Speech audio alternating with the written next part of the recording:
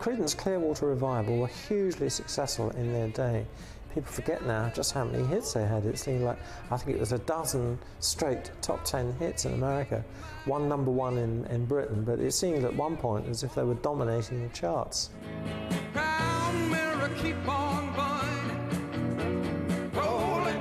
The hallmark is simplicity, is swampy, blues-based, passionate rock and roll. There's some great stuff going on in there. Fantastic songs, great playing, simple, straight to the point, lots of emotion. Bad Moon Rising, Up Around the Bend, Down on the Corner, all just 3-chord songs. How much fun can you have with 3 chords?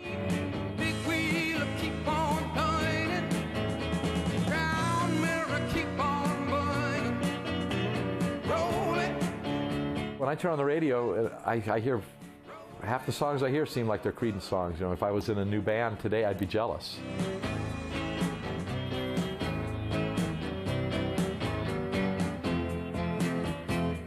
We had secured a record contract with Fantasy Records, a small West Coast jazz label in San Francisco, California. And one of the fellows who owned the label gave us the name the Gollywogs because he thought it sounded very British. Invasion. The name was like so ridiculous that, and the costumes that he dressed us up in, finally got to the point where we said, look, you know, this isn't us. And so we threw that stuff away and never turned back. We changed the name to Creedence Clearwater Revival. Creedence Clearwater Revival, what does it all mean? Kind of signifies something perhaps a little bit religious, a bit gospel-y. Tom knew a fellow named Creedence.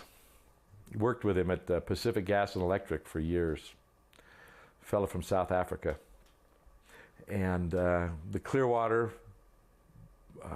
refers to the new ecological attitudes that were starting to spread, and you know, and the revival was about the personal revival that we were all recommitting ourselves to really, you know, go at this full time. By then we were convinced that what we wanted to do was make records and, you know, be on the radio and you know, see our name up on the marquee and go as far as we could. You won't catch me going back down there alone. Things they said when I was young were quite enough to get me home. I don't care. The first self-titled album was not a huge hit in '68. I think it reached number 52 in the States. The band was still refining and developing their sound. There were some great things. The track Gloomy, which is very Beatlesque with its backwards guitars and everything else. Porterville is, to this day, stands up as being a really great, effective rocker. Put a Spell on You, interesting cover version. They weren't averse to doing cover versions of songs if they thought they could put their original stamp on it. People found it very familiar. The music somehow seemed homely. It had that down-home feeling to it, and it was kind of a relief, I think, for people to find something they could relate to and understand quickly. And they weren't confronted by some mysterious psychedelic sort of imagery. Everything had been very revolutionary up to that point. And here was a band that were progressing musically. I mean, they were playing great stuff. They were a good band, but they were harking back to the roots of American music. Oh, Susie Q. Oh, Susie Q. Oh, Susie Q. Baby, I love you. Susie Q. Like the way you walk. I like the way you talk. I like the way you walk. I like the way you talk. Susie Q.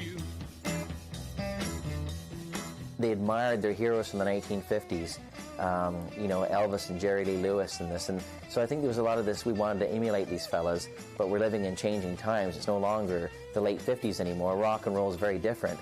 So they were able to sort of combine that. There was nobody else at the time that was taking 50 songs and, you know, making them like 7 minutes long, like, you know, Put a Spell on You or Susie Q. The great thing about it, unlike a lot of their 2- and 3-minute hits, this was an elongated song that had a groove and you could really get into it for a long time in the car. It's one of those songs that you can crank and sing along to and just play your air guitar to, and Susie Q's it for me.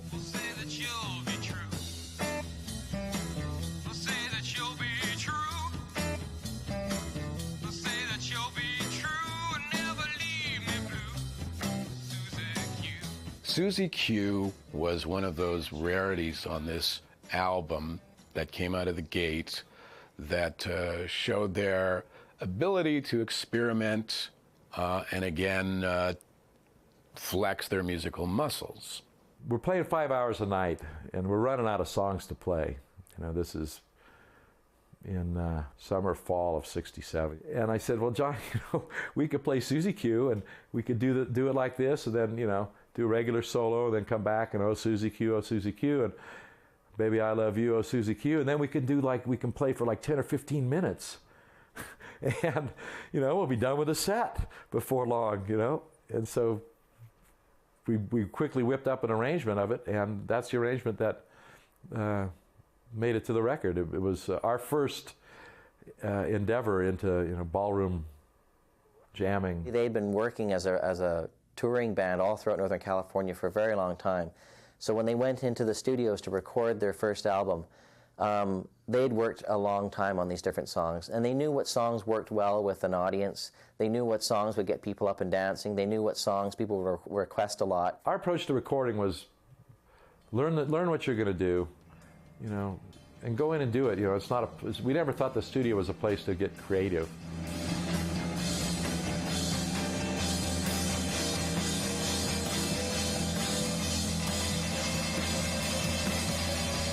We knew what we wanted to do, and we went to the studio, and most of the songs were in the first 2 or 3 takes. And I think Susie Q might have been a take 1. The thing about this album, I think, was it was the template for Bayou Country and Green River, which were the 2 very successful albums that followed it. So it was a great solid start, but it wasn't the commercial success that was about to explode with the next 2 records.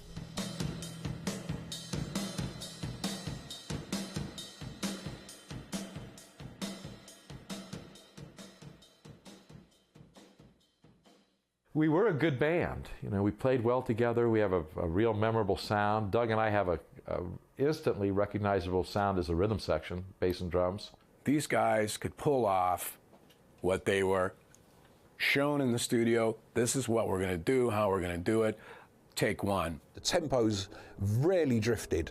And this was way back in the days before bands started to use click tracks to keep themselves in time. That was the perfect backing for John Fogerty's band. Did they stand out as, you know, aficionados of their instruments? Well, no, that wasn't what the band was about. Were they proficient? Absolutely. Did they work well together? Clearly. I wanted a drum set. Both my parents worked, so they gave me an opportunity to get a job. I worked every weekend, and I was a gardener and the maid, you know, and I did the dishes during the week. And that's how I got my bread for the, you know, for the thing. They didn't have to do that. Like, they could have just said, look, we're working, you work too. The thing about Doug Clifford as a drummer, for instance, is he's quite funky and he swings. You know, a lot of American drummers have got that in the pocket straight away. That's one of the things they're great at. And he was able to keep it rock solid and simple, but swinging. We're straight ahead, nothing fancy. Try and keep it consistent and in the pocket, and you know, be supportive of the song.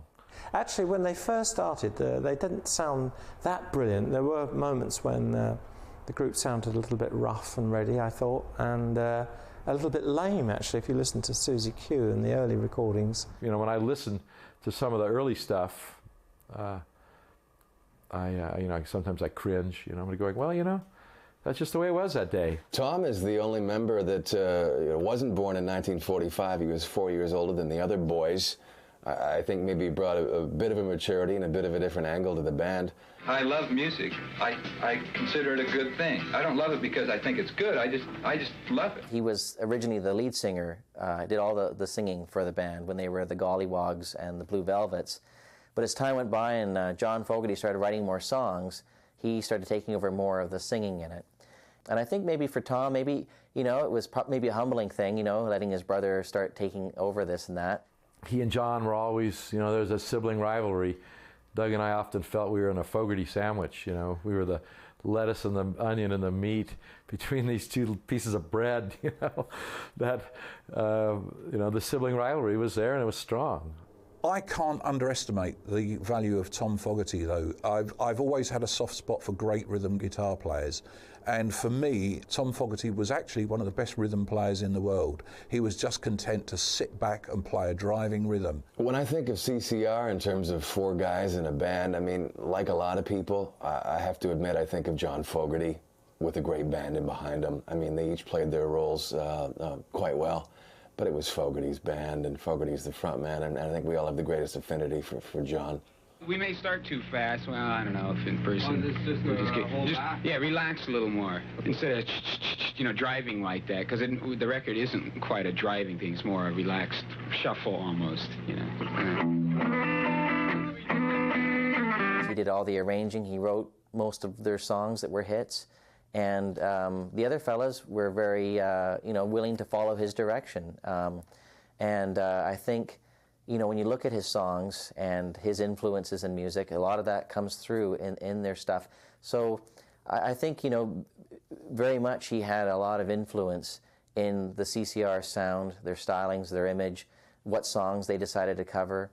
It is a band of 4 strong personalities, and without people throwing their opinions into the pot about songs and arrangements and sounds and how what direction they should go in, they would never have had the strength that they had as a unit. So I think it's very unfair to say that they were John's backing band. Looking for a job in the city, working for the man every night and day, and I never lost 1 minute of sleep, worrying about the way things might have been. Second album was Bayou Country, and that was that's my favorite album. Rolling, rolling, rolling on the river. Bayou Country is an album that got to number 7, and it spawned a number 2 American single in Proud Mary. They'd found their feet, let's be honest. John Fogerty had found his feet as a songwriter. He'd developed a songwriting style. And there were just some classic tracks on there. The second album, Bayou Country, definitely put these guys on the map. You know, John Fogerty writing fantastic songs. We took a little more time on it. I think we might have taken 2 weeks, maybe 2.5 to do this one. Because we were so comfortable with the material that, you know, we were able to try some things in the studio that, you know, to see if this way was better than that way. Ain't a lot of plates in Memphis, pumped a lot of pain down in New Orleans, but I never saw the good side of a city till I hitched a ride on a riverboat queen. Big wheel keep on turning, round mirror keep on burning. Proud Mary was the song that really put Creedence Clearwater Revival on the map. This was the tremendously powerful and interesting concept, really. Very descriptive piece of music. John Fogerty wrote Proud Mary just after he got his paper saying that he had finished his time in the National Guard or the Reserves, and he went outside and did cartwheels on the lawn of his apartment building. And then later that day he wrote Proud Mary. It was a song that was sort of rolling around in his head for quite a while. And again, it was all these different visions he had of what the South was like, and, you know, the time of like paddle wheelers on the Mississippi River. Tells a great story about the South. You know, it was sort of it was as close to a Tin Pan Alley song as Creedence ever did. You know, it was a homage, and but it had a great groove. You know, it had a great sound.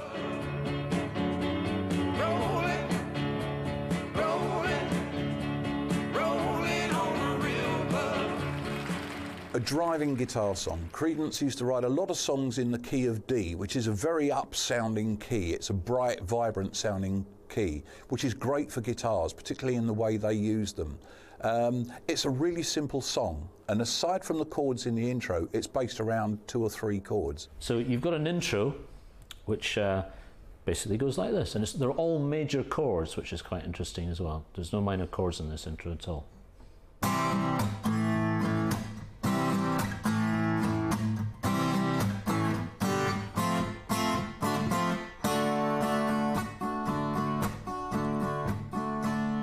So basically the chords there are C major to A major, C major to A major, C major to A major to G major to F major to D major. Then the main verse is just over 1 chord, the chord of D major.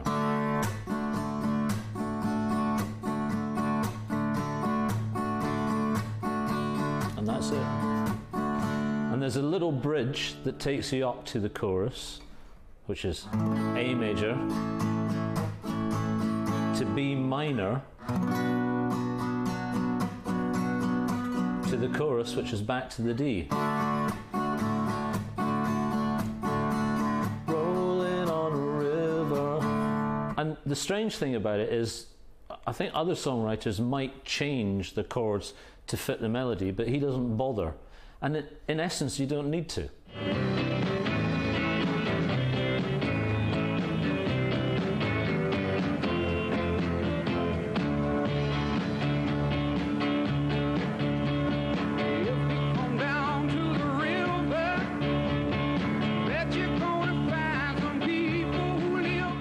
Riff was reminiscent of the paddle wheeler rotating, and it was just amazing how this thing worked. It was unique. Nothing sounded like that song at the time, and while it didn't become a #1 hit, it got close. It was a #2 hit in 1969, and I think because it was unique, nothing sounded like it. Really strong original composition. John's first big classic. You know, I mean, the song has gone on to be recorded by, must be over 100 people, maybe 200 by now. Rolling on the river. We were real confident that Bayou Country was a noticeable, leap in the band's growth. John's growth as a writer, our improvement as ensemble players. We were really happy with it. It had a great sound, a big fat sound. Probably our best sounding album. Keep on shooting, keep on shooting, keep on shooting,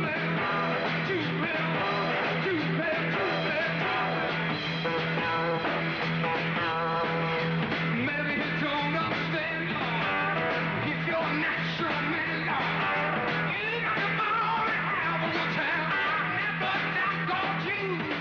Keep On Choogling was very hypnotic, all built around about 1 or 2 notes, a very simple bass line and a rhythm guitar pulse, really. Some people reacted quite badly to it, and other people became obsessed by it. It's one of those numbers that you don't want to stop. Keep on shooting, keep on shooting, Keep On Choogling was just a typical, straightforward John Fogerty rant that was fun. I mean, CCR songs didn't have to mean a whole lot, didn't have to be deep.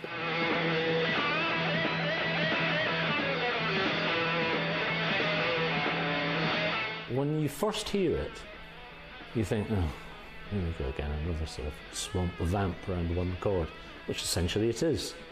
But actually, what they do with it, by introducing, harmonica,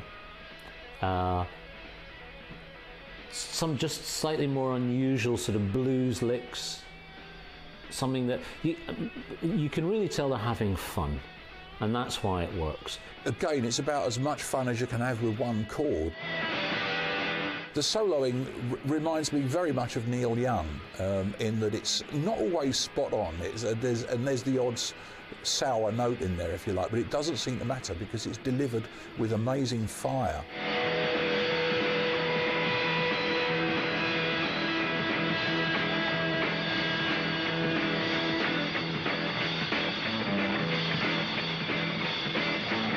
Bayou Country was, I think, played live in its entirety for weeks and weeks and weeks before we ever went into the studio. So these songs were songs that we were so in command of, so on top of, that we owned this material.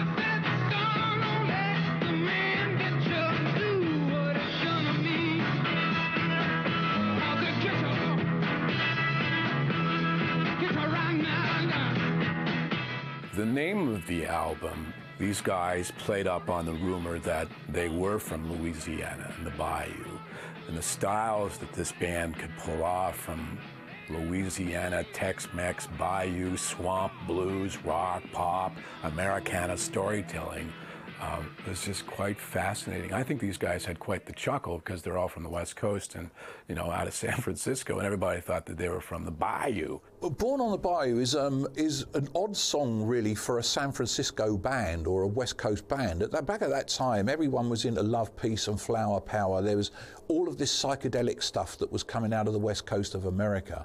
And yet here comes Creedence Clearwater Revival singing about almost a voodoo, swampy, dark deeds kind of song. That whole image of the Deep South. I mean, I can't hear Born on the Bayou without fancying some Cajun food. It really is as simple as that. When we started getting more and more of our own voice, it sounded more like the South, which is where the music we love came from. Be it white guys singing the blues or black guys singing the blues. And so, we didn't really have any first-hand experience with the South. And so we just kind of took it from the music and the stories and the style of playing and kind of imagined all the rest of it.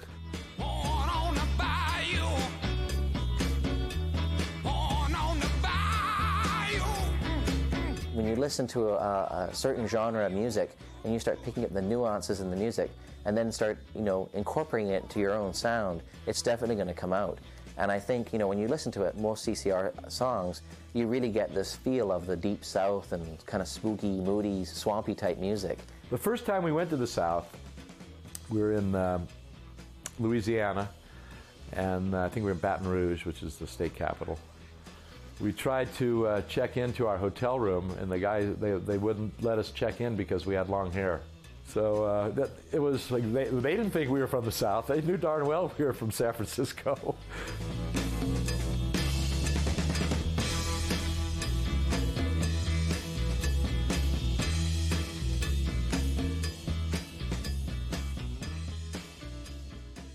Well, Green River was actually an interesting album because it had much more of a rock sort of feel to it, I suppose, epitomised by Commotion, which is a sort of song that sums up urban angst. I think they got back to the big city on that one, away from the bayou. And although it does have a kind of Red Indian Warpath drum introduction.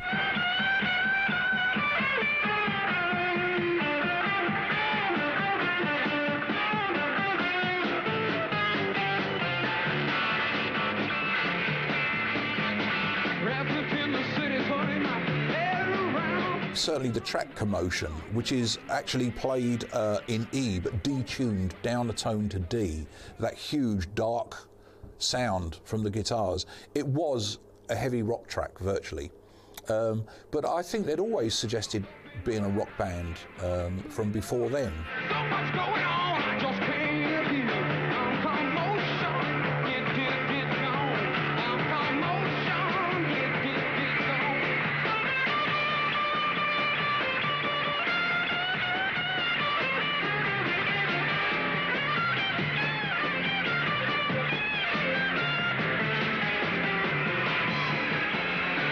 What they were listening to, the British invasion, for instance, that was coming in, even the Beatles were quite tough in their early records. I think they were just trying to get a little bit of that into their sound. In a lot of ways, the English invasion was a great eye-opener for American musicians, because they just took American music and threw it back at us. So when people like John Mayall, would be, presented such a hard, and the Yardbirds, and all these guys, such a hardcore American music, with a little bit of a spin on it, but boy, was it, they're more true to it than American players have become.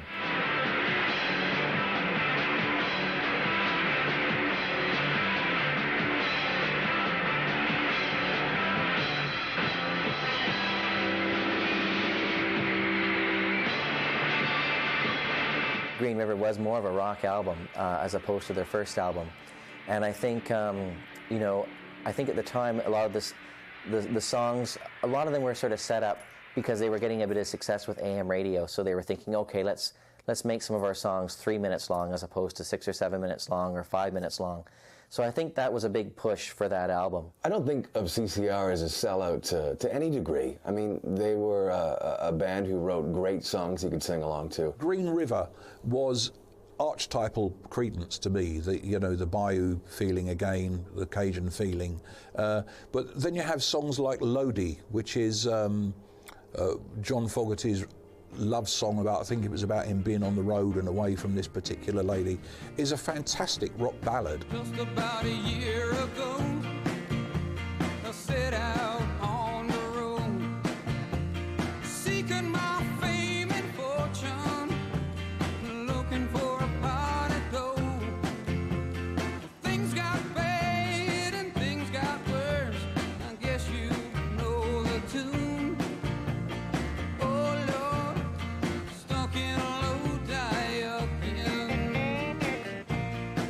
At that time, these guys were putting out albums, 3 of them almost in a year. I mean, now, that's unheard of. Absolutely unheard of. So you can tell the progression of this band musically from album to album in a matter of months, from into the studio, commercially successful on the radio, touring live shows, back in the studio, writing on the road or wherever it happens to be, and again, flexing their muscles every time they go back into the studio, cranking it up another notch. Green River was a good album. They were very prolific at that time. They seemed to be producing an album every few months, and under great pressure as well, of course, to come up with more hits. And Bad Moon Rising was one of the tracks on that album, and of course that was one of their biggest hits. Bad Moon Rising was our first #1 hit in England, and a simple country tune, a rockabilly type tune, and just one note on the bass. Dun, dun, dun, dun, dun. The song basically is based around 3 chords, which is the chord of D major, A major, and G major. That's the whole song. It's just moved around in different ways. So the main body of the song goes like this.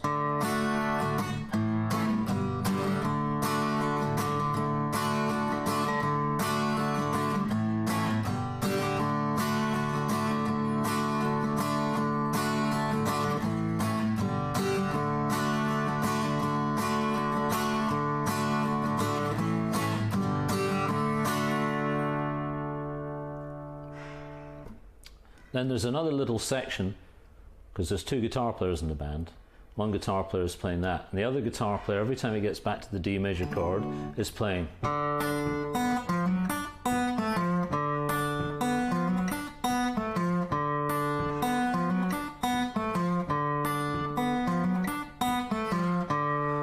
Which is a real country lick. A great little lick, actually. It's very simple, but really effective.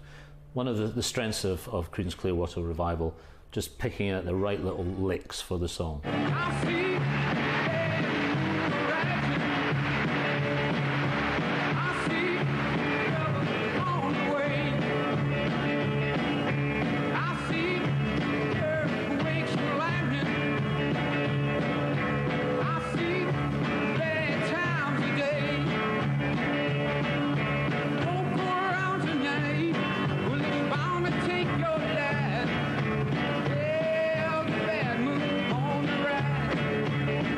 Fogerty's voice on Bad Moon Rising is actually like a musical instrument. It's actually quite a musical sounding voice, and the way the track builds is just total simplicity, just the little guitar licks in the second verse, doesn't need anything more than that, no kitchen sink, just again Tom Fogerty's relentless rhythm guitar.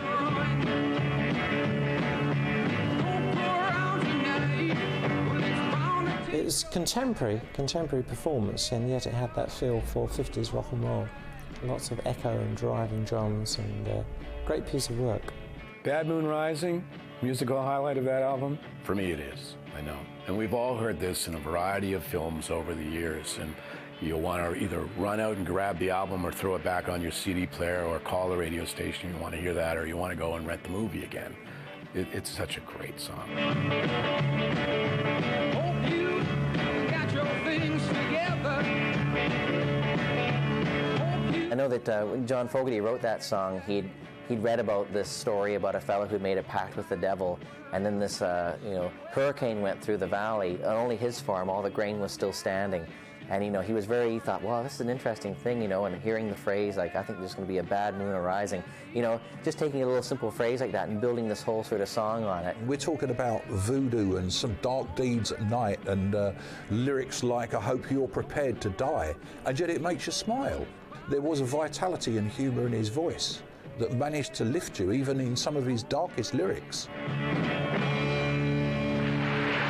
When that song was #1 in England, we had a little celebration down at the record company and a little champagne toast, and Doug and I proceeded to head out on the road and get into a car, motorcycle, and a third party.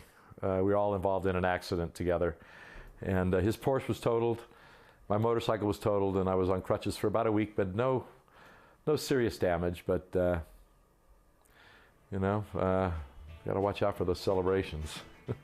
Can't get too excited about these things. Green River was a tighter, more disciplined album from before. There was less obvious aimless jamming there, so it was maybe more tightly organised. But I think John Fogerty was getting more aware of production techniques. That's not to say that it was overproduced in any way, far from it, but I think it was more disciplined, and the fact that it was a #1 album with 2 #2 singles, and we're talking about America here, which were big sales, shows that the fans certainly were ready for more.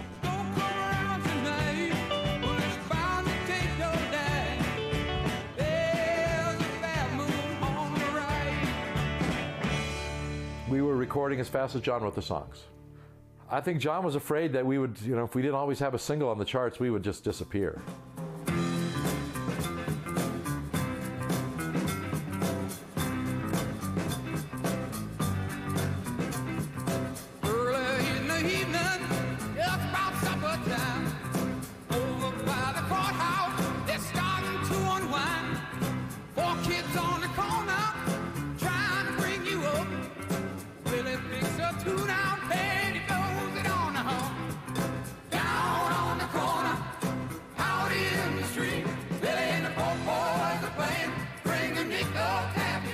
Down on the Corner was from Willy and the Poor Boys, and actually this is another example of Creedence Clearwater moving on to a slightly different feel, away from the Bayou and maybe towards the Caribbean. That was a very tough song for us to record because we just kept wanting to speed it up, and it had to have that, a bit of a laid back, off the beat feel, and we'd never played a song like that. And in fact, we might have said, hey John, this isn't rock and roll, we might have been resistant. Yes, perhaps this is a little bit more funky, but it's not James Brown, and it's not Sly Stone. It feels more poppy than funky. People just gotta smile. Kiss songs a gut face, head and shoulders for a while. Poor boy twang the rhythm out on his Kalamazoo. Willie goes into a dance, doubles on kazoo. The album that it's taken from, it just conjures up that image of guys that are willing to play for a few nickels and just go out and busk. It's about a bunch of buskers, basically, if you think about it. Blue collar, working man, pop, rock, CCR. It hits a nerve and hits the nail on the head. And that song, again, another hook. Dun, dun, dun, dun, dun. Bass and guitar throughout the whole song, really. Then that rhythm. Great rhythm section work on this. It's a shuffling, almost a Latin samba beat to it. One of those grooves that not many rock bands have ever explored, and yet it still sounds timeless today. That's what really made songs like Down on the Corner and that sort of the hallmarks of what the CCR sound was evolving into, sort of more from the swamp rock sounds of their first two albums. And again, you see a whole set of new influences start coming into their music at that point. Some people think of rock bands as being outside the political spectrum, or they should stay outside the political spectrum, and others, applaud when the U2s and CCRs, thinking of Fortunate Son, come to the party and express their political views, and I'm all for it. Did they stray too far from being a straight-ahead rock and roll band that sounded like they were out of the South? Probably not. I mean, Fortunate Son seems to be the only track anybody ever refers to in context of CCR being political. I want people to know when I'm really saying something seriously and when I'm just being an entertainer, But it's also important that then I don't appeal to basic motivations, that I don't start, hey, all you hippies, join together and let's smoke dope, I mean, people are going to dig that, a certain element of society, but I don't want them digging it for that. I want them to look a little further than just, hey, okay, we're all together, brother, and that crap. I tried to stay away from, hey, he's a left-wing radical crazy, or he's a super bircher, because both sides can take it, and use it as their own rallying cry. Same as Fortunate Son, really. You can see all the Minutemen, the birchers saying, wow, the Fortunate Son, yeah, I hate them people too. Some folks are born made to wave the flag. Ooh, they're red, white, and blue. And when the band plays Hail to the Chief, ooh, they point the cannon at you. No, it ain't me. It ain't me. I ain't no senator's son. It ain't me. It ain't me. I ain't no fortunate one. At the time, I think music was more important to the whole political debate. The era was rife with political dissent, Vietnam War, and just a whole lot of social changes going on. And the song spoke to the inequities in who was actually doing the fighting, the dying, and who was not doing the fighting and the dying.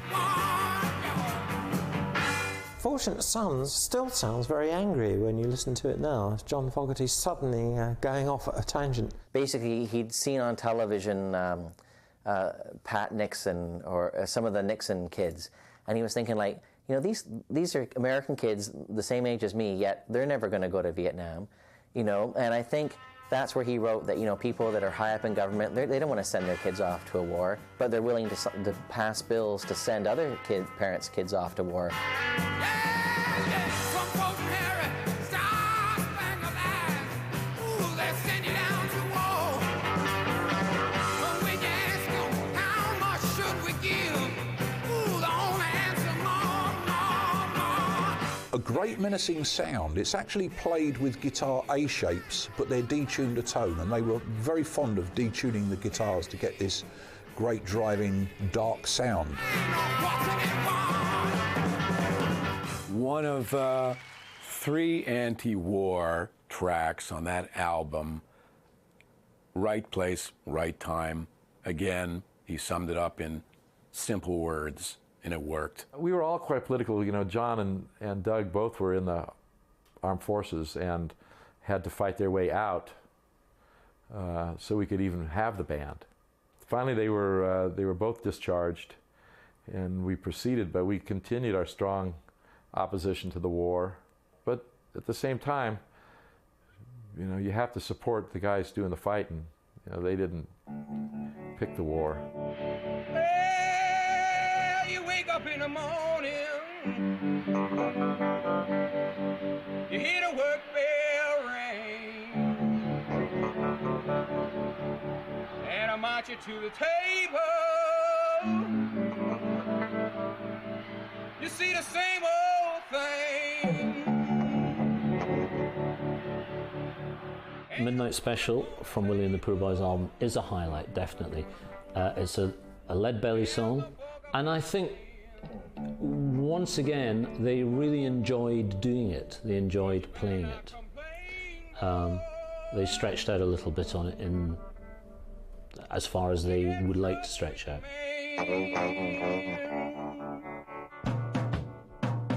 Let the midnight special shine a light on. Definitely CCR were experimental because they would take a lot of songs from the 50s, like the Midnight Special, for instance, and change it and make it sort of more of a product of their times.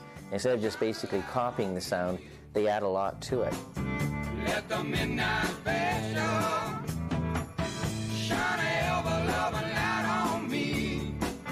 Yonder come Miss Rosie. The gospel tune that we, attempted to rock a little bit, but I think the multi-part harmonies that John is singing on the track really add sort of that gospel southern, church thing to it almost, and it's an interesting arrangement.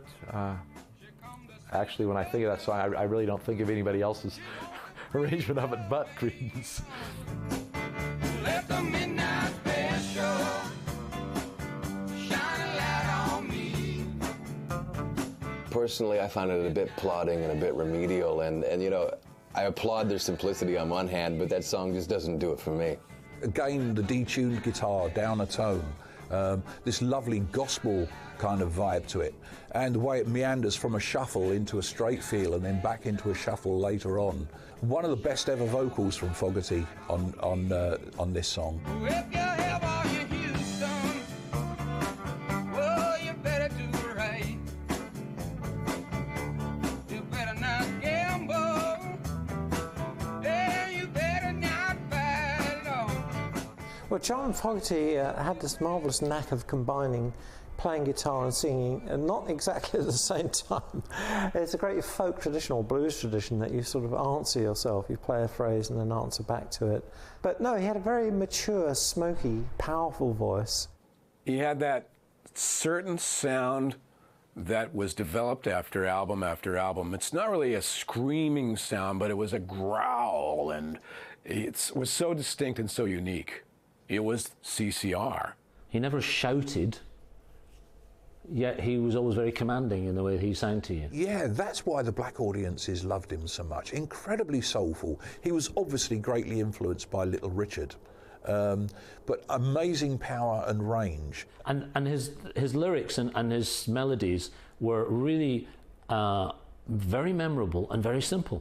In terms of style and passion and grit and intensity, it's hard to find someone who had more than John Fogerty in the context of what they were doing as a band. Let the midnight special shine a light on me. I think Willy and the Poor Boys was in a lot of ways probably the pinnacle when you consider that afterwards Cosmo's Factory and then the albums that followed that seemed to sort of be the band was maturing to the point where there's other issues involved with the members wanting to do their own thing maybe and stuff like that. This was a #3 album in the States, Willy and the Poor Boys, and it's probably about as good as it gets in terms of a feel-good rock album. The sleeve says it all. They're standing there with a chest bass and a washboard and everything else, which they actually used, I believe, on Poor Man Shuffle, and it works. It works a treat.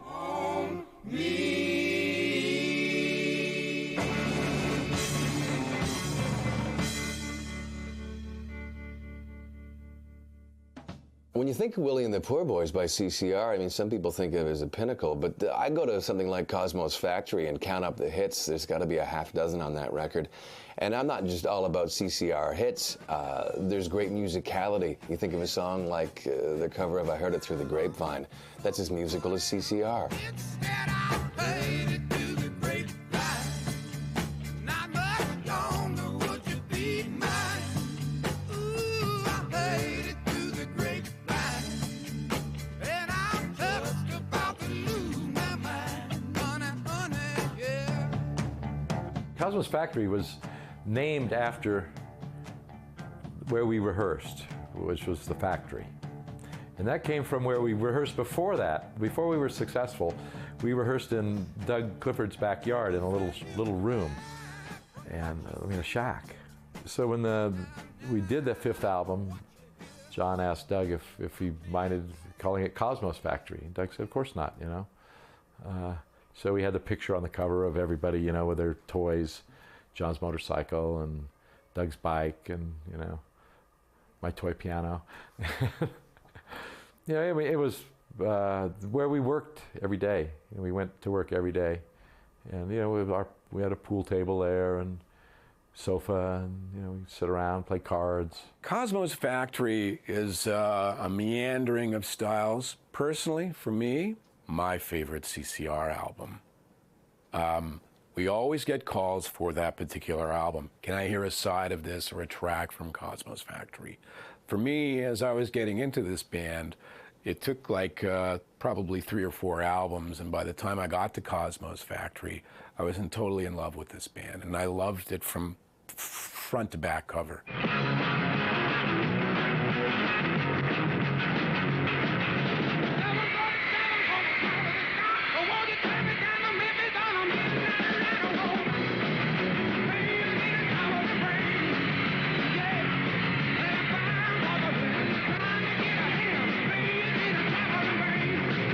That one band was a homage to Little Richard, and interestingly enough, the company that owned the copyright to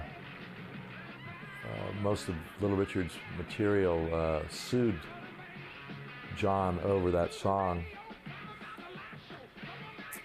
claiming it was stolen from one of Little Richard's songs. Well, I mean, how close can a song be, you know, when you're paying tribute to somebody and you write a song, you know, then they say, oh, sorry, but you stole that from us. You kind of wondered where did it backfire? Where did it go wrong?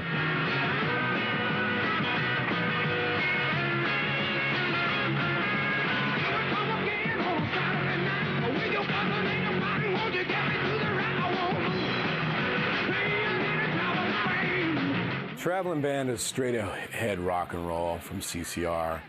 Plugged in, turned up, aggressive CCR. I think that's probably John's most outrageous vocal performance of the entire career. I mean, that is such a burning, screaming song. I mean, that's rock and roll right there.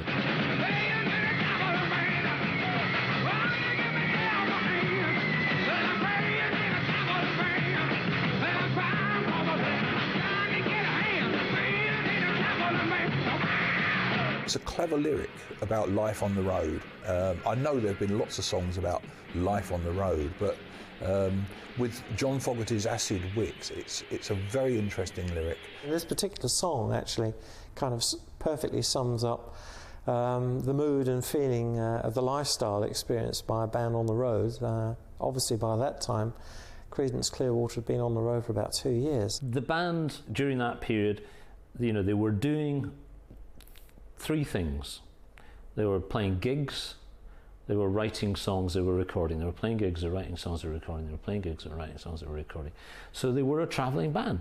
We played at Woodstock, although most people don't know that because we weren't in the film and we weren't on the initial album release. Ultimately, John didn't agree that the band should be included. I think it was a big mistake because not only was that a sort of a seminal event in the history of, you know, musical evolution, particularly our kind of music, you know, it was also a career breaker. You could tell the track record of this band and the miles traveled and songs written and experiences digested, and it all came out in the album. Just got home from Illinois, locked the front door, oh boy. Got to sit down, take a rest on the porch. Imagination sets in, pretty soon I'm singing. Do, do, do, looking out my back door. This giant doing cartwheels, statue wearing high heels. Look at all the happy creatures dancing on the lawn. I never made a correlation when I listened to CCR singles to drugs. I mean, certainly there were references to, you know, being late 60s. It was in the height of the era, and Vietnam references certainly, but in terms of out-and-out drug references, never made the correlation. Don't think that's what they were about at all. One West Apple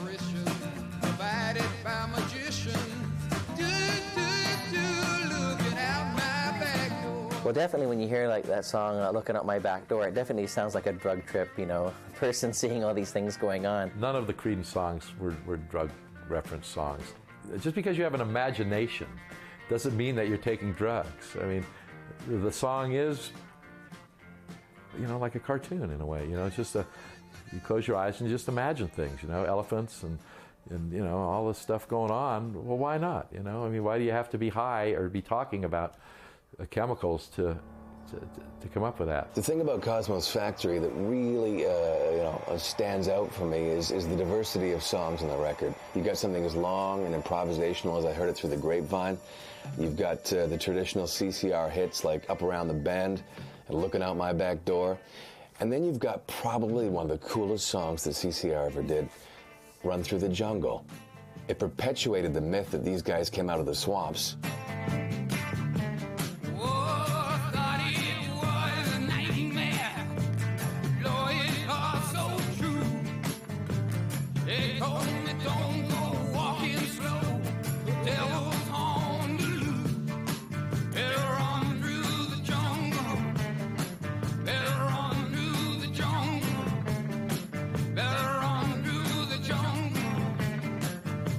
Extension to me of a Susie Q, you know, rich and deep and fervent and passionate, and you know what? It really explored for me the sounds that you would expect to have heard in the jungles of, say, Vietnam. I mean, what a track, Run Through the Jungle.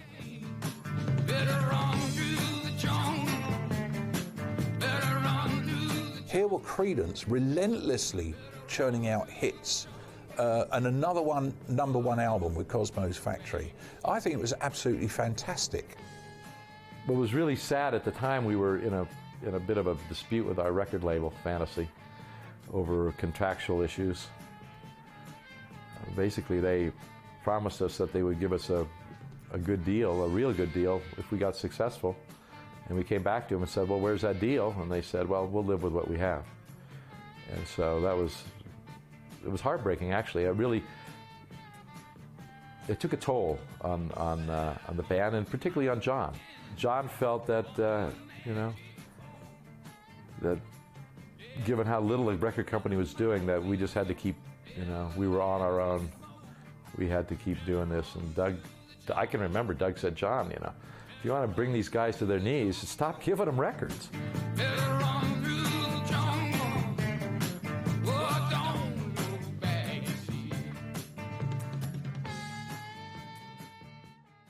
Pendulum was an album which sort of marked the end of the band. That was the last quartet album. We actually took 3+ weeks making that album, recorded in San Francisco at Wally Heider's. This was the album where the other band members came into play and wanted to write their own songs and not let Fogerty do the entire album. If you're in a band, and even if you're a member of the band, and even if you're getting paid, but things have changed from the beginning where, you know, you're still making money, but you don't have so much of a say and you don't have so much musical input because the record company is saying, but John wants this or John wants that, or the management's saying, but let's do what John wants because John is the focal point and John, you know, it's going to fall apart. And I think that's reflected quite clearly in Pendulum. Tom had announced that he was leaving and, or, you know, wanted to do things different, you know, wanted more input. And at that point, you know, we said, well, let's just do this album like we've been doing them. You know, we're going in the studio in 2 weeks, you know, what are we going to do? So we all agreed that, you know, we would continue with the formula for this album, but it just didn't feel the same. The overall essence that I get from the album is it's not as overtly joyous as, say, Willy and Cosmo's Factory. There's a feeling of the joy within the band that absolutely emanates from those albums. It just pours out of the grooves. You can see them laughing and having a good time when they're making the albums. And this one, with the experimentation with other instruments, the horns and keyboards and things, you tend to think, well, we're getting a bit more serious. We're making the next album, you know. And to me, it seems less overtly feel good than the previous stuff. I can wait back, won't you hold?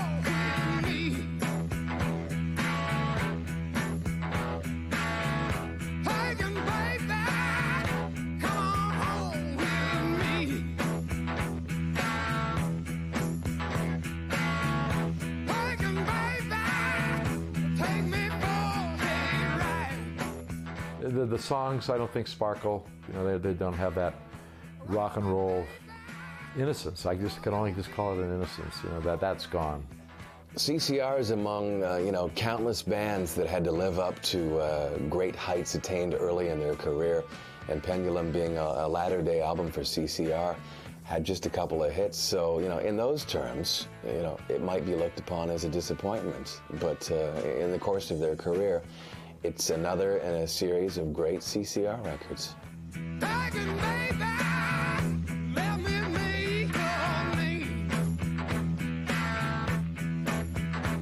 Pagan Baby and Chameleon from the Pendulum album are interesting variations. It was still a successful album. It was a number 5 album in the States, but Fogerty was willing to experiment more by bringing in horn sections, even a choir on one track. Rude Awakening number 2 is the one that probably the only Creedence Clearwater track that I could actually say I don't really like this track at all. It's like they're delving into prog rock, and it just does not work with a good time band like Creedence. Pendulum has a standout track in Have You Ever Seen the Rain? It stands among the top 10 CCR tracks. It could have been an Eagles song.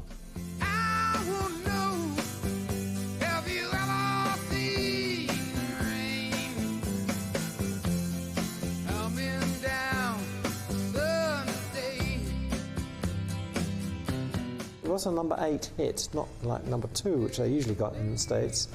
Another descriptive piece of music with very striking lyrics from John. He always manages to draw a phrase out somewhere that sticks out, talking about the calm before the storm. It's a fantastic sort of melancholic vibe to the song. It's not really sad, but it makes you feel a bit melancholy. Have you ever seen the rain coming down on a sunny day, right? There's that one and the other, the pendulum, this way, that way, no longer in the middle, swinging. Definitely the highlight of that album. As this band was starting to wrap up, you could almost sense that it was almost over.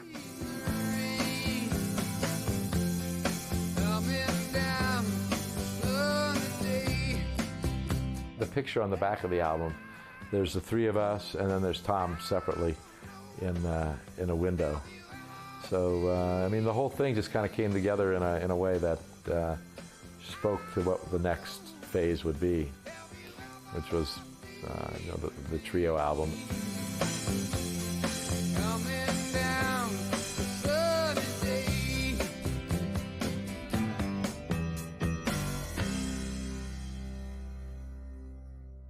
The last studio album, I think, was Mardi Gras in '72. John Fogerty decided to loosen the reins a little, allow the other guys their chance to contribute more to the music.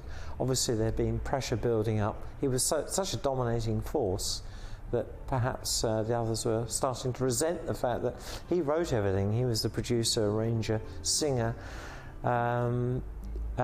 He was the man in charge, really, of the whole project. So I guess the others wanted their say and the chance to write some more songs of their own. And it didn't really work that well, unfortunately. Tom ultimately left because he didn't feel that he was getting any creative outlet, and that was what led John to say, well, you guys have to do this. No one ever wanted to write and sing. Why would we want to? We were in a band with one of the best rock singers ever. What? It doesn't. Why would we want to do something that would so, run us into a wall? That the outcome was inevitable. The band was going to break up. Times were changing within the music scene too. By the early '70s, there was all these other different bands all of a sudden emerging. Led Zeppelin, the whole sort of the Philadelphia soul sound. Plus, also at the time, Top 40 radio was getting more into like really kind of weird songs, more novelty kind of numbers. And I think maybe at that point, unless CCR changed quite dramatically, you know, their music wasn't going to be appealing to the same group of people. When the brother leaves the band, it's gone wrong. So yeah, it was not their best record.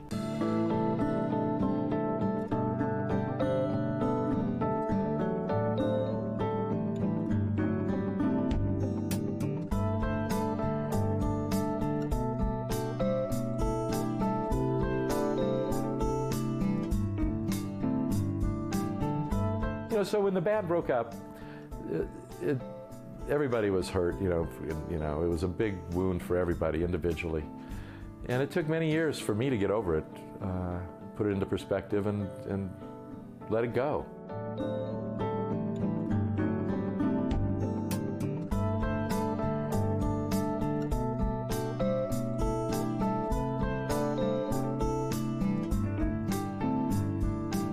People were very disappointed when Creedence finally broke up, and not long after it started, really, 1972. It was a very short span, really.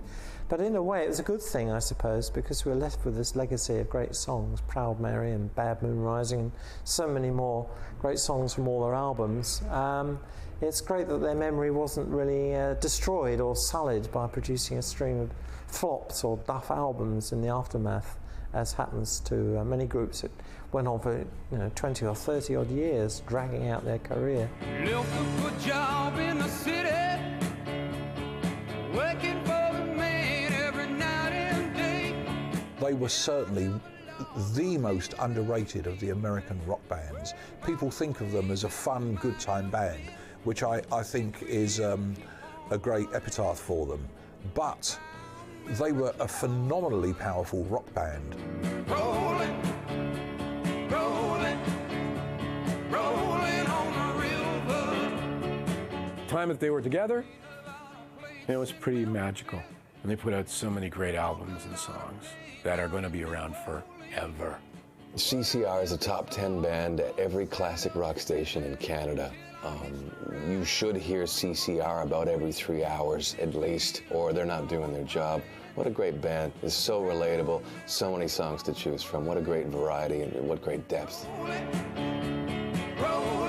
At the Creedence Clearwater Revisited concerts, Doug and I see 3 generations of fans.